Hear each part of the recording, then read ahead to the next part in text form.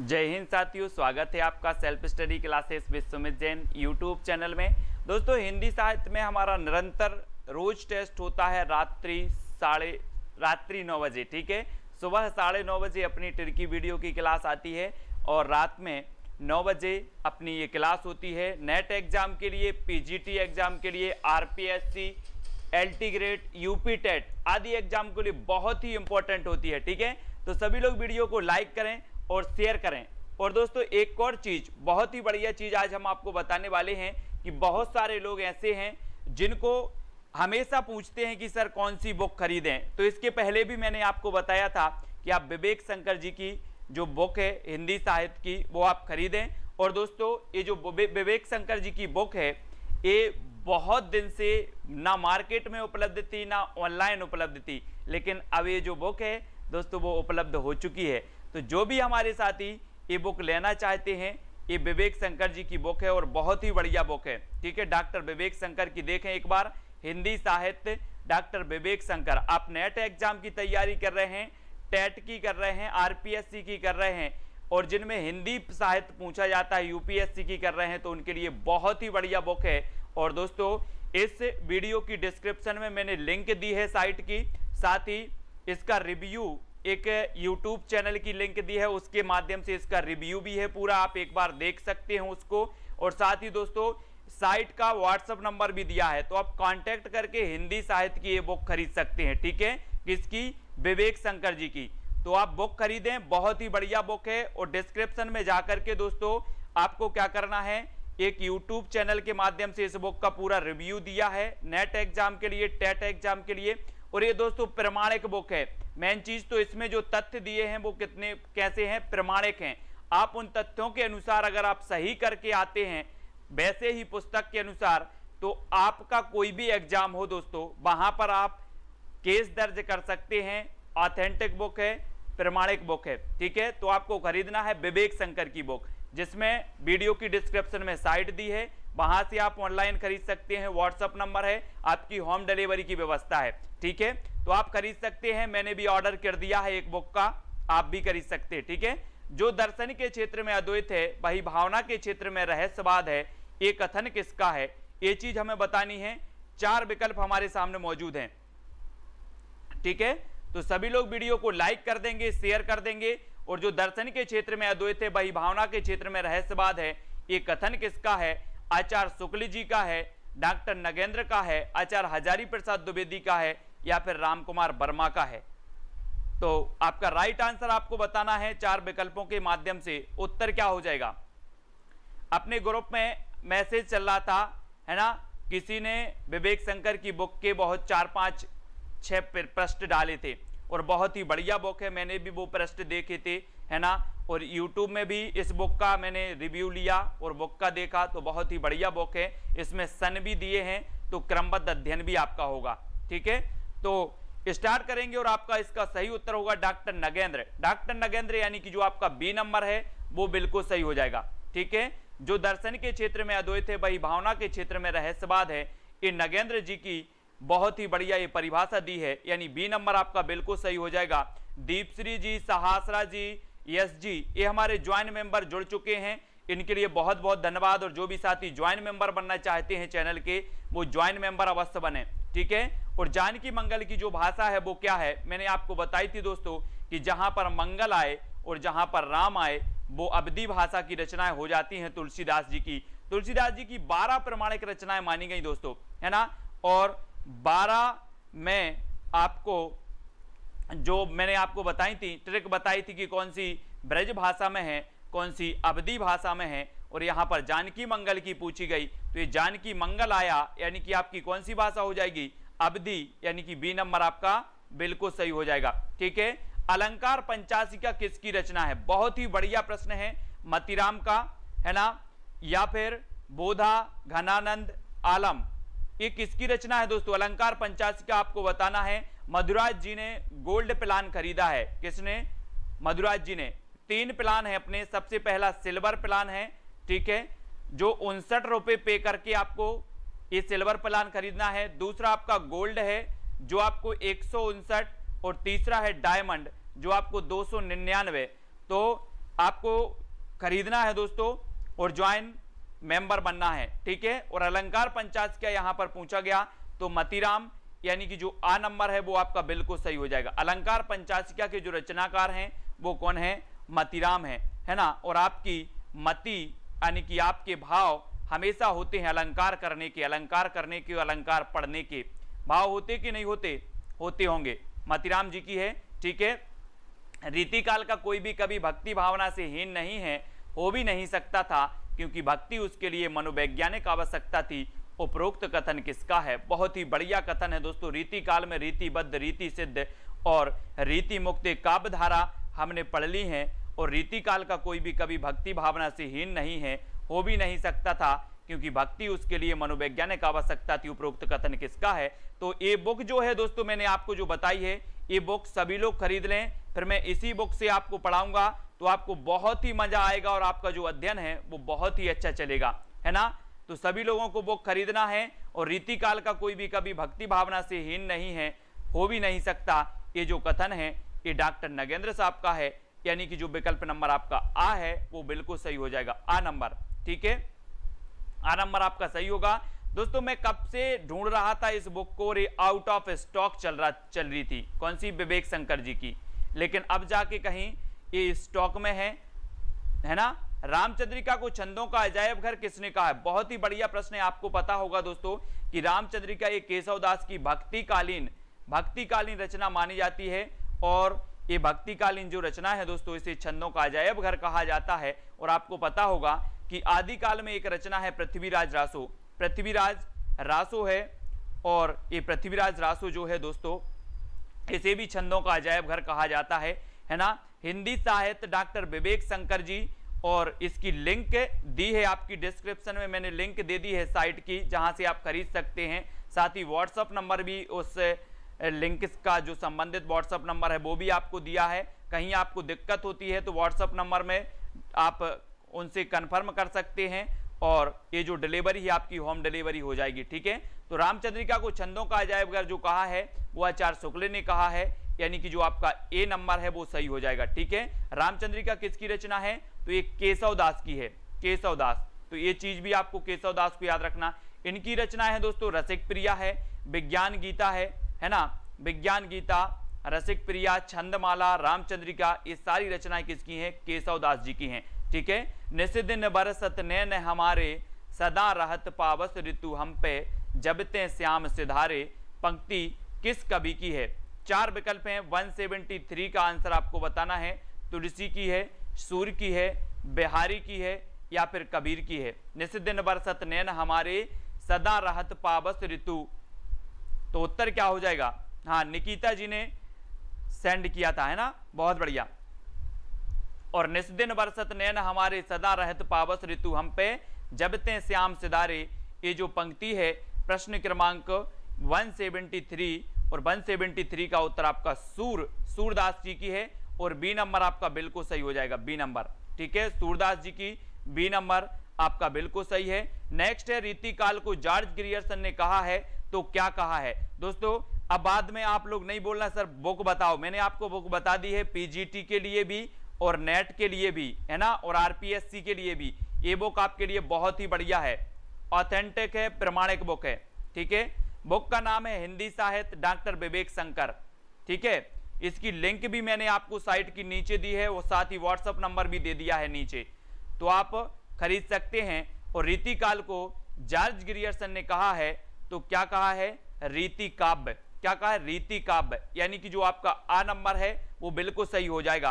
हमने पढ़ा है दोस्तों, क्या पढ़ा है कि रीतिकाल को श्रृंगार काल कहा किसने, विश्वनाथ ने, अलंकृत काल कहा मिश्र बंधुओं ने, वहीं रीति काव्य जो कहा वो किसने कहा, जॉर्ज ग्रियर्सन साहब ने कहा, यानी कि आपका जो उत्तर है वो आ नंबर बिल्कुल सही होगा। और जॉर्ज ग्रियर्सन के बारे में इनका एक ग्रंथ था, the modern vernacular literature of Hindustan, है ना, ये इनका एशियाटिक सोसाइटी ऑफ बंगाल के तत्वाधान में प्रकाशित हुआ था, the modern vernacular literature of Hindustan, है ना। तो एसजी दीप प्रकाश जी, ये सारे जो हमारे मेंबर हैं, ज्वाइंट मेंबर हैं, वो अलग ही दिखते हैं, उनका तिरंगा जो है वो अलग ही लहराता है। रीति मुक्त कवियों की विशेषता नहीं है, तो वो कौन सी नहीं है, वियोग श्रृंगार का प्रयोग, दरबारी रुचियों की जगह लोक रुचि, अभिव्यक्ति की जगह अनुभूति या अलंकार प्रियता। रीति मुक्त कवियों की जो विशेषता नहीं है वो कौन सी नहीं है? प्रश्न क्रमांक 175 का उत्तर हमें बताना है, कौन सी नहीं है? हाँ, कलाकाल रमाशंकर शुक्ल रसाल ने कहा, कलाकाल, वेरी गुड। तो रीति मुक्त, रीतिबद्ध और रीति सिद्ध, ये काव्य धाराएं, 3 काव्य धाराएं थी दोस्तों रीति काल की, और इनकी जो विशेषता नहीं है वो कौन सी नहीं? रीति मुक्त की अलंकार प्रियता, यानी कि जो डी नंबर है वो सही हो जाएगा यहां पर, है ना, डी नंबर। अलंकार प्रियता इनकी जो है विशेषता नहीं है, और डी नंबर इनका बिल्कुल सही होगा, ठीक है। डी नंबर जिन्होंने भी बताया उनका आंसर बिल्कुल सही है। रीति संप्रदाय के जो प्रवर्तक थे वो कौन थे? आचार्य वामन थे, आनंदवर्धन थे, औचित्य थे, या फिर भामह थे। रीति संप्रदाय के मैंने आपको कई बार याद करवाए हैं, सारे संप्रदाय याद करवा दिए हैं, बार बार मैंने आपको याद करवाए हैं कि ध्वनि संप्रदाय ये आनंदवर्धन का है, अलंकार संप्रदाय ये भामह जी का है, औचित्य संप्रदाय ये क्षेमेंद्र जी का है। तो रीति संप्रदाय किसका होगा? रीति संप्रदाय होगा वामन जी का, यानी कि आपका सही आंसर हो जाएगा विकल्प नंबर ए नंबर, ठीक है। ए नंबर आपका बिल्कुल सही है। बिहारी के काव्य को हाथी दांत के टुकड़ों पर महीन पच्चीकारी का नाम दिया। बहुत ही बढ़िया है दोस्तों, ये किसने दिया? बहुत ही बढ़िया प्रश्न है कि बिहारी के काव्य को हाथी दांत के टुकड़े पर महीन पच्चीकारी का नाम किसने दिया है, या महीन पच्चीकारी का नाम देने वाले जो विद्वान हैं वो कौन? आचार्य रामचंद्र शुक्ल जी हैं, हजारी प्रसाद द्विवेदी हैं, या फिर रामकुमार वर्मा, या फिर नगेंद्र हैं। तो कौन है ये हमें बताना है। 4 विकल्प हैं, 4 में से आपको सही बताना है। और प्रश्न क्रमांक 177 का आंसर आपका जो बिल्कुल सही होगा वो आचार्य शुक्ल ने, यानी कि आपका जो ए नंबर है वो बिल्कुल सही हो जाएगा, ठीक है। बिहारी के काव्य को हाथी दांत के टुकड़े पर महीन पच्चीकारी का नाम दिया तो वो शुक्ल जी ने दिया है, और इस शुक्ल के कथन बड़े संभाल कर रखना है क्योंकि ये हमेशा परीक्षाओं में पूछ लिए जाते हैं, है ना। अगला है रीति काव्य धारा के प्रेम और श्रृंगार को गृहस्थिक कहा है तो किसने कहा है? दोस्तों रीति काव्य धारा के प्रेम और श्रृंगार को गृहस्थिक किसने कह दिया? डॉक्टर नगेंद्र साहब ने कह दिया, बिलास शर्मा ने, नामवार सेन ने, या फिर महावीर प्रसाद द्विवेदी ने? किसने कह दिया गृहस्थिक? और अब जब रीति काल में बहुत सारे लोगों ने प्रेम और श्रृंगार की बात की, वहीं एक कवि था भूषण जिसने वीर रस की जो है काव्य रचना की है, और भूषण का नाम घनश्याम और मनीराम था, जो हम आपको हमेशा बताते हैं, यानी कि आप तक रट गया होगा। और जो डॉक्टर नगेंद्र हैं, रीति काव्य धारा के प्रेम और श्रृंगार को गृहस्थिक कहा है तो डॉक्टर नगेंद्र ने कहा है, यानी कि जो आपका आ नंबर है वो बिल्कुल सही हो जाएगा, ए नंबर आपका बिल्कुल सही होगा। किस कवि को भक्तिकाल और रीतिकाल दोनों में स्थान प्राप्त है?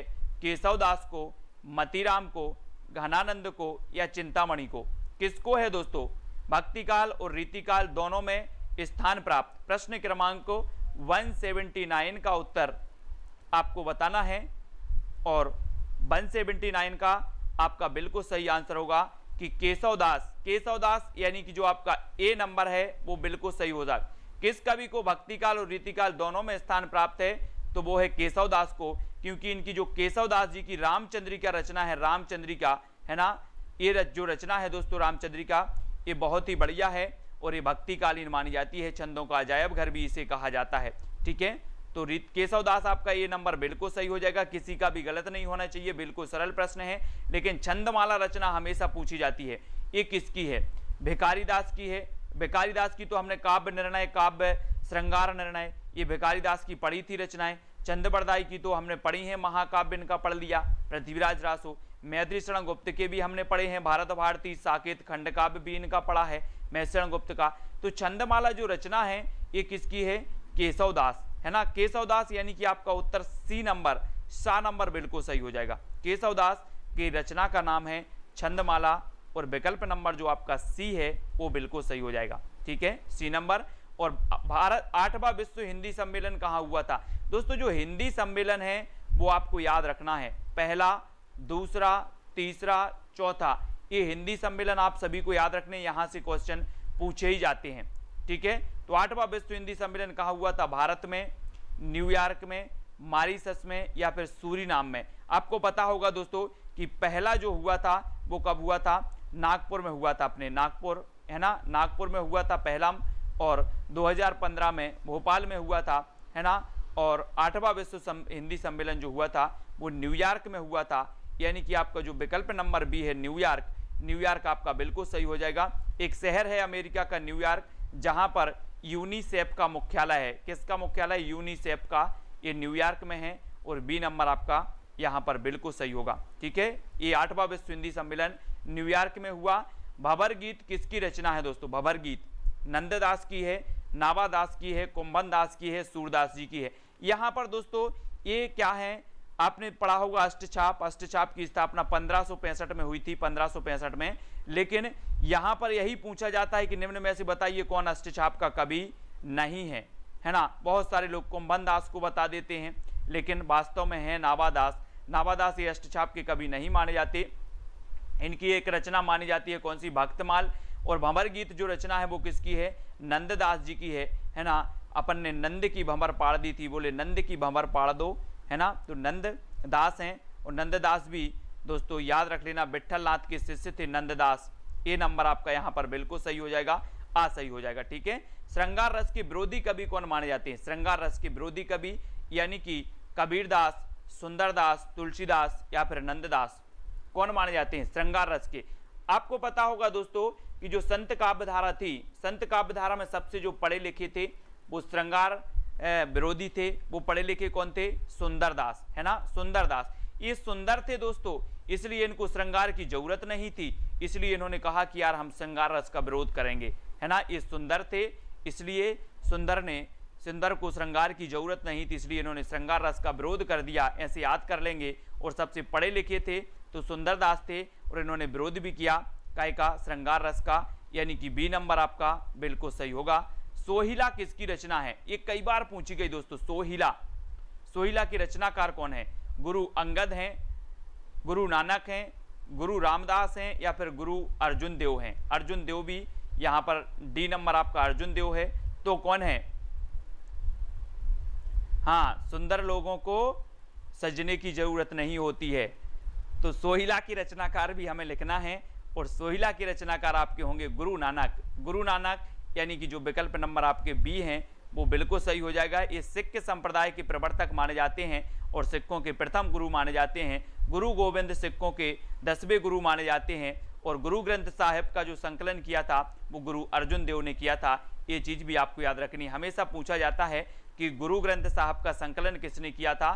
तो गुरु अर्जुन देव ने किया था। ठीक है, और जो फिलहाल सोहिला आपसे पूछा गया तो सोहिला रचना किसकी है? गुरु नानक देव की। ठीक है, तो बी नंबर आपका बिल्कुल सही होगा। रुक्मणी मंगल के रचयिता कौन है? रुक्मणी मंगल तुलसीदास जी हैं, नंददास जी हैं, लालदास जी हैं, ईश्वरदास जी हैं। ये चार में से बताना है रुक्मणी मंगल की रचना, है ना। और रुक्मणी मंगल इसके जो रचयिता माने जाते हैं। अब वो नहीं लगा देना कि सर मंगल आ गया, ये मंगल तो आ गया है लेकिन ये मंगल वाली रचना नहीं है अपनी। और ये किसकी है? जल्दी से बताओ। ये दोस्तों नंददास की रचना है। किसकी? नंददास। रुक्मणी मंगल की रचयिता है नंददास, जानकी मंगल की रचयिता है तुलसीदास। इसलिए कंफ्यूज नहीं होना, है ना। बहुत सारे लोग ए लगा देंगे, अभी देखो ये नहीं लगाना है। ये रुक्मणी मंगल नंददास जी की रचना है, जानकी मंगल तुलसीदास की रचना है ना। कंफ्यूज नहीं होना रुक्मणी मंगल और जानकी मंगल में, है ना। तो याद रख लेना, रुक्मणी जी आपको पता है श्री कृष्ण से संबंधित हैं, और जानकी जी राम से संबंधित हैं। तो जानकी राम से संबंधित यानी कि राम काव्यधारा के तुलसीदास, और रुक्मणी कृष्ण से संबंधित तो कृष्ण काव्यधारा के नंददास। इसलिए रुक्मणी मंगल नंददास की और जानकी मंगल तुलसीदास की। इस प्रकार से याद कर लेंगे। अगला देख लो, द्वैताद्वैतवाद के प्रवर्तक कौन हैं? मध्वाचार्य हैं, रामानुजाचार्य हैं, रामानंद हैं, या फिर निम्बार्क हैं। द्वैताद्वैतवाद हमने आपको याद करवाया था दोस्तों। कैसे करवाया था? ट्रिक किसी को अगर याद है तो वो बता देंगे। कैसे? नींबू दे दे के हम परेशान हो गए। हमने आपको याद करवाई थी दे। तो यहां पर आ गया क्या? दे, और दे के हम क्या परेशान हो गए? नींबू दे के परेशान हो गए, है ना। तो कौन होंगे? नींबू से आपका बनेगा निम्बार्काचार्य। ये द्वैताद्वैतवाद के कौन होंगे? प्रवर्तक होंगे। यानी आपका उत्तर क्या हो जाएगा, विकल्प नंबर डी। ठीक है, डी नंबर आपका बिल्कुल सही है। अब गलत नहीं करना कोई भी, बहुत सारे लोग बी बता रहे हैं, बी नहीं बताना है ना। द्वैताद्वैतवाद के कौन है, निम्बार्काचार्य, क्योंकि नींबू दे दे के हम क्या हो गए, परेशान हो गए, नींबू। ठीक है, तो डी नंबर बिल्कुल सही होगा। अबदू गगन मंडल घर कीजिए, ये पंक्ति किसकी है, कबीर की, जायसी, सूरदास या फिर तुलसीदास की। अबदू गगन मंडल घर कीजिए, बहुत ही बढ़िया रचना है। और ये रचना किसकी मानी जाती है, दीप प्रकाश जी, किसकी मानी जाती है, अबदू गगन मंडल रस घर कीजिए। और ये मानी जाती है कबीरदास जी की, किसकी, कबीरदास, यानी कि आपका जो ए नंबर है कबीरदास जी की, ये बिल्कुल सही होगा। अबदू गगन मंडल घर कीजिए। ठीक है, हाँ, नींबू का अचार दे दो, अंकुर जी पनवर, नींबू का अचार दे दो। अगला, हृदय की मुक्तावस्था को रस दशा किसने माना है ना। बहुत सारे लोग हैं जो ट्रिक बनाना भी सीख गए हैं, ट्रिक से पढ़ना भी सीख गए हैं और याद करना भी सीख गए हैं। पहले क्या होता था कि बहुत सारी रचनाएं थी, बहुत सारे स्टूडेंट दोस्तों ये बोलते हैं कि सर आपने हिंदी साहित्य में इंटरेस्ट ला दिया। मेरा बिल्कुल मन नहीं करता था, रचनाएं याद नहीं होती थी, इंटरेस्ट नहीं, मतलब मन नहीं लगता था हिंदी साहित्य में। लेकिन जब आपकी ट्रिक पढ़ी और आपका वीडियो देखा तो हिंदी साहित्य में इंटरेस्ट आ गया, हिंदी साहित्य अब अच्छा लगने लगा। पहले ऐसा लगता था कि कौन पढ़े हिंदी साहित्य में, बहुत रचनाएं हैं, बहुत कवि हैं, बहुत कुछ है, बहुत भारी सिलेबस है इसका। लेकिन अब क्या है कि अच्छा लगने लगा और याद होने लगा और लगता है कि पढ़ते ही रहें, ऐसा। ठीक है, तो हृदय की मुक्तावस्था को रस दशा किसने माना, आचार्य शुक्ल ने, डॉक्टर नगेंद्र ने, डॉक्टर हजारी प्रसाद द्विवेदी या फिर राम कुमार वर्मा ने। तो हृदय की मुक्तावस्था को रस दशा, रस हम पढ़ते हैं दोस्तों कि जो 8 रस हैं, 8 रस माने भरत मुनि ने, 9वां रस जोड़ दिया शांत रस, फिर भक्ति रस, और फिर दोस्तों आपका वात्सल रस, वात्सल का चितेरा कवि सूरदास जी, है ना। तो यश जी, मधुराज जी, प्रदीप जी, है ना। हृदय की मुक्तावस्था को रसदशा यानी कि आचार्य शुक्ल ने कहा, यानी कि जो आ नंबर है वो आपका बिल्कुल सही हो जाएगा। हृदय की मुक्तावस्था को रसदशा किसने माना है, तो आचार्य शुक्ल जी ने माना है, ये नंबर आपका बिल्कुल सही होगा। पश्चिमी हिंदी की भाषा नहीं है तो क्या नहीं है दोस्तों, 189 का उत्तर बताना है दोस्तों। हिंदी साहित्य बहुत सारे लोग पढ़ते हैं, बहुत सारे स्टडी मटेरियल भी होता है, बहुत सारा चीज, लेकिन अगर आप इंटरेस्ट से पढ़ो, कुछ अलग पढ़ो, हटके पढ़ो, हंस के पढ़ो, मजाक करके पढ़ो, वो चीज़ आपको याद हो जाती है। आप थ्योरी पढ़ रहे हो, है ना, पढ़ते जा रहे हो तो आपको याद नहीं होता।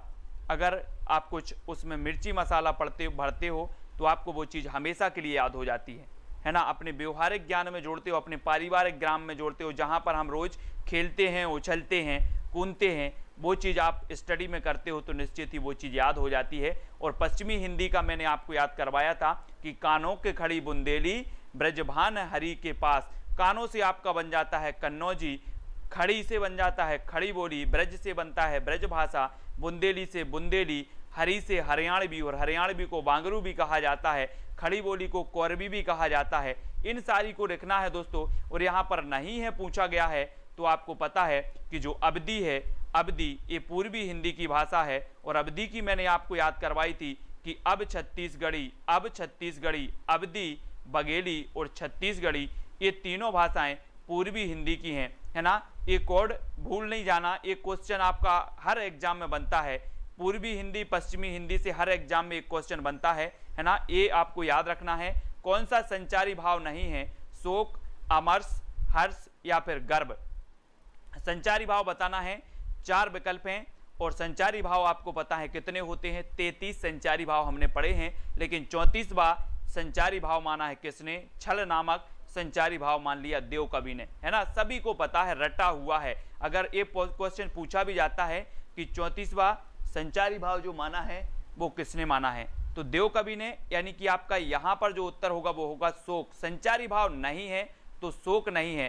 शोक क्या है दोस्तों, स्थायी भाव की श्रेणी में आता है ना। तो हम बोलते ना कि जहां पर शोक नामक स्थायी भाव जागृत होता है वहां पर आपका करुण रस हो जाता है। ठीक है, तो याद रख लेना, ये शोक स्थायी भाव है, संचारी भाव नहीं है, यानी कि ए नंबर आपका बिल्कुल सही होगा। रीति के लिए मार्ग शब्द का प्रयोग किसने किया, रीति के लिए मार्ग शब्द का प्रयोग बताना है दोस्तों।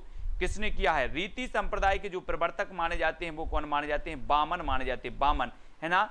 और रीति शब्द के लिए जो मार्ग शब्द का प्रयोग करने वाले हैं वामन हैं, शुक्ल हैं, कुंतक या फिर भरत मुनि हैं। सारे लोग वीडियो को लाइक जरूर करेंगे, एक जो अंगूठा है अपना वो दबा देना, ठीक है, लाइक जरूर करना है। बहुत सारे लोग लाइक नहीं कर पाते हैं क्योंकि उनके अंगूठे में दर्द होता है, और जहां दर्द होता है वहां वामन आपको लगा देना है।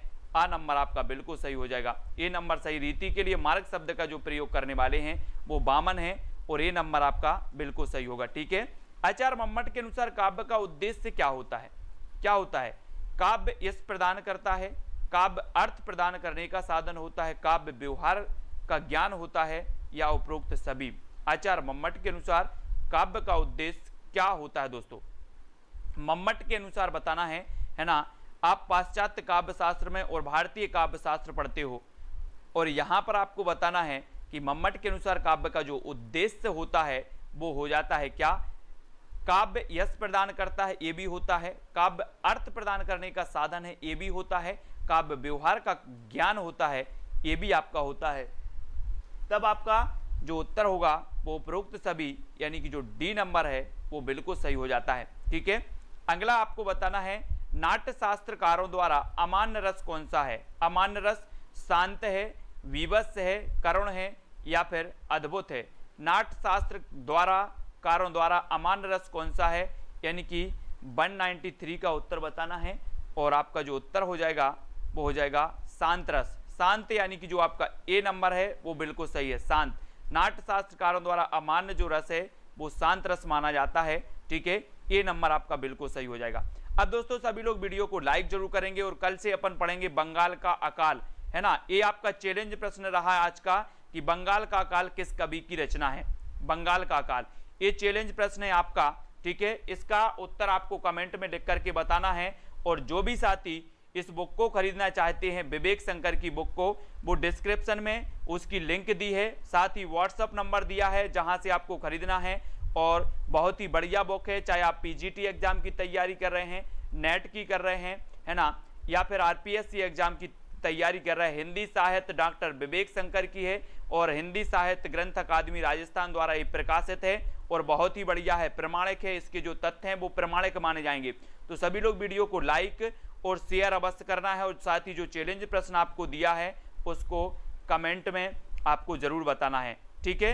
तो दोस्तों डिस्क्रिप्शन में जाके इसकी लिंक देख सकते हैं, वहां पर लिंक मिल जाएगी, और इसका जो रिव्यू है, एक मैंने यूट्यूब चैनल की आपको लिंक दी है, उस यूट्यूब चैनल पर जाना, इसका पूरा पुस्तक का रिव्यू दिया है, तो आप पहले रिव्यू देख लेना, है ना, और फिर इस पुस्तक को जिसको भी खरीदना है वो पुस्तक को खरीद सकते हैं। और वीडियो को लाइक करके रश्मि जी, अभिषेक, सुगंधा जी, पूनम जी, यश जी, मधुराज जी, निकिता जी, सभी को धन्यवाद, ठीक है। और जो भी व्यक्ति ज्वाइन होना चाहता है चैनल को ज्वाइन कर लें।